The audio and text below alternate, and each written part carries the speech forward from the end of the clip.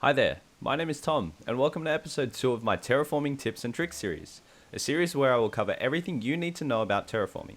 In episode 1, we covered grid sizes and measurements.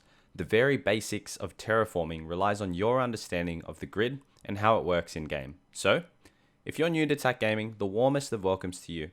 I'd be thrilled for you to subscribe to me if you think my content is worth your time. If you're back from previous videos, welcome back, and make sure that you have subscribed as well if you haven't already. Right, let's get into episode 2, where I'll break down in detail everything you need to know about bridges in Animal Crossing New Horizons on the Nintendo Switch. Let's scaffold this video with some rules that the game doesn't explicitly tell you. Firstly, on your island, Tom Nook states that there is a limit to the building of both bridges and inclines. The maximum deployment you can have are 8 bridges and 8 inclines. Yep, 8. I learnt that the hard way, so I hope I saved some of you from disappointment. Therefore, it is so important that you plan out exactly where you want them all to go, to avoid wasting precious time and money. But how the heck do you do that? If I don't even know where all my buildings and areas will go? Well, great you asked. My next series after the terraforming series will cover design constraints of islands and planning space for specific areas, so make sure you stick around. Awesome. So let's tackle the measurements of each infrastructure and how they can be constructed on the grid. First up, bridges. As always, let's start with the basics and work our way up from there. If you haven't gotten up to the bridge quest that Tom Nook gave you, here's a really quick rundown. The bridge is a deployable structure that takes a full day to build. Just like any other building, the bridge will require one real-life day to be complete. That is, once you have paid off the bridge construction fee to Lloyd whatever he is. As you can see here, I've measured out for you 3 ways of deploying a bridge. Vertically, horizontally, and the tricky one, diagonally. Knowing which direction to place the bridge is key to good design execution for the surrounding area. I will cover this very shortly. So, the grid space needed is determined by what we know as anchor points. An anchor point is where the bridge connects to land, via the invisible grid. If you're still confused with grids, be sure to click on the card up there to watch my previous video explaining that in depth. I've used the shovel method again to help measure out the anchor points. An anchor point for a bridge requires 4 tiles, and by counting the cracks in the cliff, the space that the bridge spans over the river is 4 tiles wide. Therefore, the total area grid space for a bridge, inclusive of the anchor points and the river, is 6 tiles by 4 tiles. This will be exactly the same for both vertical and diagonal setups. Personally, I love the look of the diagonally placed bridge, as it gives the bridge more detail and perspective, especially the arched ones like the Zen bridge you see here. I'm not saying use bridges only diagonally, but if you can pull it off in certain areas, definitely go for it. Now I know a few of you will struggle to create diagonally placed bridges, so I will walk you through now as to how to create the correct layout on the floor for it to be placed and properly constructed. Remember how I said I was going to cover a half tile space from the last video? Well, here's the first time it comes up. Building a diagonal bridge is easier than you may think. Some of you may have already done it. Well done.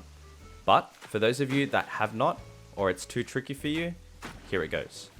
All you need to do is to get your head around how to create a diagonal grid space. The bridge will follow the same construction rules in terms of the area covered, which is 6 tiles long and 4 tiles wide. So, you should start by planning out the anchor points. To do this, start on 1 by creating the diagonal tiles that are 4 tiles wide.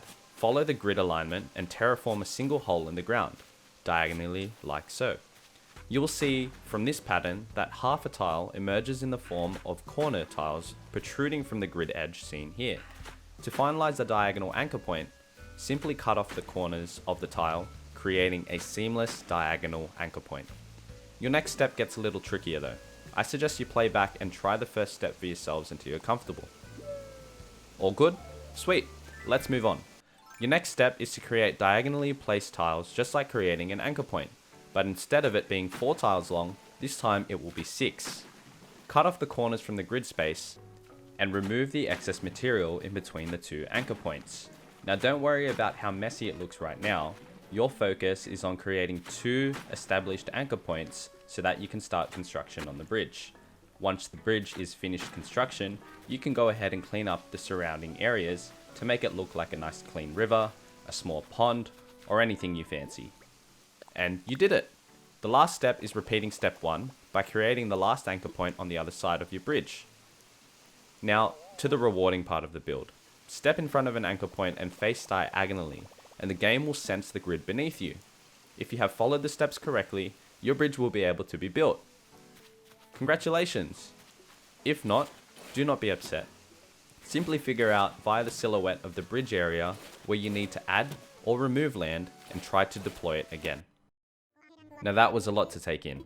Before I move on, I'm going to cover a few rules that the game doesn't explicitly tell you about trying to build bridges before you build the bridge for yourself.